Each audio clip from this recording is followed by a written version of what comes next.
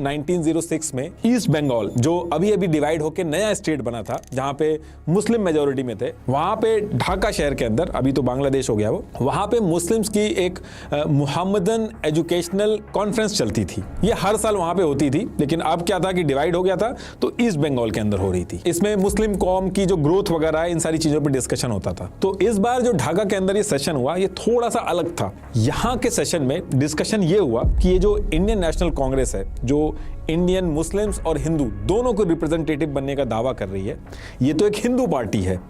पूरे देश में मेजॉरिटी में हिंदू हैं, इलेक्शन होंगे तो हिंदू ही जीतेंगे, सरकार आएगी तो हिंदुओं की आएगी, और फिर जो लॉ है वो भी हिंदू ही बनाएंगे। तो हमारे रिप्रेजेंटेशन का क्या? तो इस मीटिंग के अंदर इन्होंने डिसाइड किया कि जैसे इंडियन नेशनल कांग्रेस है, इसमें हिंदू ज्यादा हैं, ऐसे ही हम एक मुस्लिम पॉलिटिकल पार्टी बनाएंगे जो मुस्लिम्स की बात को आगे रखेगी और इंडिया के जितने भी मुस्लिम्स हैं उनका रिप्रेजेंटेशन करेगी। और यही वो टाइम था जब 30 दिसंबर 1906 को इन्होंने मिलके ऑल इंडिया मुस्लिम लीग नाम से एक पार्टी बना दी। इसका एम ये था कि जो मुस्लिम्स की बातें हैं उनको आगे रखा जाएगा और मुस्लिम्स को ज्यादा से ज्यादा रिप्रेजेंटेशन मिले, इसको लेके अपनी बात आगे रखेंगे। और ऐसा नहीं था कि ऐसे ही बस इन्होंने पार्टी बना दी थी। एक प्लान तरीके से ब्रिटिशर्स के सामने इन्होंने सेपरेट इलेक्टोरेट की डिमांड रखी। पहले क्या होता था कि इंडियन नेशनल कांग्रेस जो थी वो इंडिया के हिंदू और मुस्लिम्स किसी की भी बात हो, सारी बातें ब्रिटिशर्स के सामने इंडियन नेशनल कांग्रेस ही रखती थी। लेकिन ये पहली बार हुआ था कि इंडियन नेशनल कांग्रेस के पैरेलल में ऑल इंडिया मुस्लिम लीग आके खड़ी हो गई थी और अंग्रेजों के सामने अलग से डिमांड रखती थी। तो मुस्लिम लीग जब बनी तो इन्होंने अंग्रेजों के सामने ये डिमांड रखी कि मुस्लिम्स को अब सेपरेट इलेक्टोरेट चाहिए। अब आपका क्वेश्चन ये होगा कि ये सेपरेट इलेक्टोरेट क्या है और इसकी डिमांड क्यों रख रहे थे मुस्लिम लीग वाले? देखिए, जब नॉर्मल इलेक्शन होते हैं तो कोई भी खड़ा हो सकता है, जिसको ज्यादा वोट मिलेंगे वो जीत जाता है। अब इसमें दिक्कत ये होती है कि जो कम्युनिटी नंबर्स में ज्यादा होती है, जिसको वो चाहते हैं वही इलेक्शन बार बार जीतता है। और ऐसे में जो माइनॉरिटी होती है, जिसके लोग कम होते हैं, उसके चुने हुए लोग कभी पावर में आ ही नहीं सकते, क्योंकि अल्टीमेटली तो वोट ही काउंट होंगे। तो मुस्लिम लीग ने ये जो सेपरेट इलेक्टोरेट की डिमांड रखी थी, इसमें ये कहा इन्होंने कुछ जगह पे हमें सेपरेट इलेक्टोरेट दे दो। इसमें होगा ये कि वहां पे सिर्फ मुस्लिम कैंडिडेट्स ही खड़े होंगे और जो वोट करेंगे वो भी सिर्फ मुस्लिम्स ही होंगे, बाकी कोई और नहीं करेगा। मान लो एक एरिया है, वहां पे 100 लोग रहते हैं, जिसमें से 60 मुस्लिम्स हैं और 40 जो है वो बाकी की कम्युनिटी हैं। और अगर सेपरेट इलेक्टोरेट का सिस्टम होगा तो ये जो 60 मुस्लिम्स हैं सिर्फ यही वोट करेंगे, बाकी के जो 40 लोग हैं वो वोट नहीं करेंगे। और जो कैंडिडेट्स खड़े होंगे वो भी मुस्लिम्स ही खड़े होंगे। इससे होगा ये कि माइनॉरिटी के जो लोग हैं वो भी पावर में आएंगे। और अंग्रेज ऐसी ही सिचुएशन चाहते थे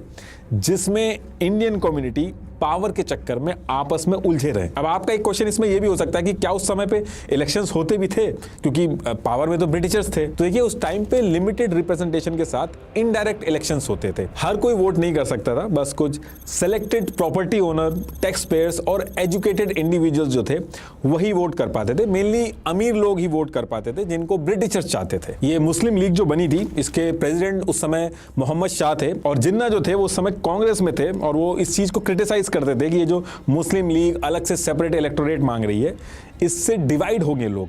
तो ये चीज को वो क्रिटिसाइज करते थे। लेकिन आगे चल के सिचुएशन ऐसे चेंज होगी कि जिन्ना खुद ही सेपरेट इलेक्टोरेट के लिए अपना दम खम लगा के लड़ेंगे। और ये जो मुस्लिम लीग उस समय बनी थी, तो इसमें ऐसा नहीं था कि सारे के सारे मुस्लिम्स का सपोर्ट आ गया था। बस कुछ अमीर मुस्लिम्स जो लैंडलॉर्ड थे उनका ही सपोर्ट था मुस्लिम लीग को, बाकी जो सपोर्ट था मुस्लिम्स का वो कांग्रेस को ज्यादा था। और यही रीजन था कि इंडियन नेशनल कांग्रेस जो थी वो कहती थी कि ये जो मुस्लिम लीग है, ये जो कह रही है कि इंडिया के जो सारे के सारे मुस्लिम्स हैं उनके हम रिप्रेजेंटेटिव हैं, तो ऐसा कुछ भी नहीं है। इंडिया के जो हिंदू और मुस्लिम जितनी भी कम्युनिटी है, सबके रिप्रेजेंटेटिव हम हैं, यानी कि इंडियन नेशनल कांग्रेस है। लेकिन आगे चल के ब्रिटिशर्स ने मुस्लिम लीग को एक अलग तरीके से सपोर्ट करा ताकि वो उनके लॉयल बने रहे। और कांग्रेस चाहती थी कि पैरेलल में आके मुस्लिम लीग खड़ी हो, क्योंकि तभी वो मैनेज हो पाएंगे। तो अब इसके कुछ टाइम बाद, यानी कि ईयर 1909 में मुस्लिम लीग वाले क्या करते हैं, ये जो उनकी सेपरेट इलेक्टोरेट की डिमांड थी, इसको लेके मुस्लिम लीग वाले शिमला पहुंचते हैं और लॉर्ड मिंटो और लॉर्ड मॉर्ले से जाके मिलते हैं। उनके सामने अपनी सारी डिमांड रखते हैं कि उनको कैसे भी करके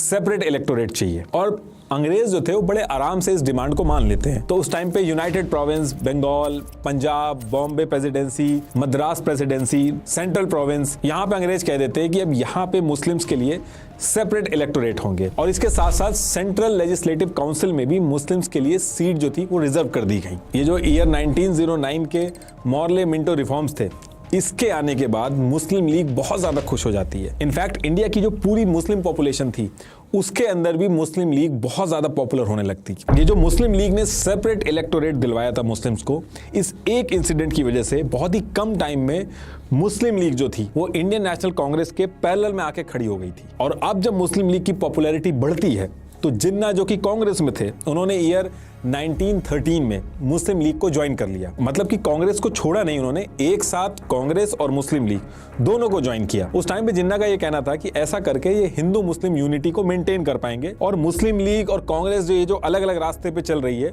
इससे काफी दिक्कतें आएंगी आजादी में। तो एक रास्ता बनाया जाएगा जिससे मुस्लिम लीग और कांग्रेस जो है वो एक साथ आके अपने मेन गोल को अचीव करे, ब्रिटिशर्स से आजादी, ना कि आपस में लड़े। और इस चीज से कांग्रेस जो थी वो भी खुश थी, क्योंकि कांग्रेस कुछ भी करके मुस्लिम लीग को अपने साथ ही रखना चाहती थी, वो और डिवाइड नहीं करना चाहती थी। और मुस्लिम लीग ज्वाइन करने के बाद जिन्ना जो थे वो इन दोनों की मीटिंग करवाते हैं लखनऊ के अंदर, जिसको लखनऊ पैक्ट के नाम से भी जाना जाता है।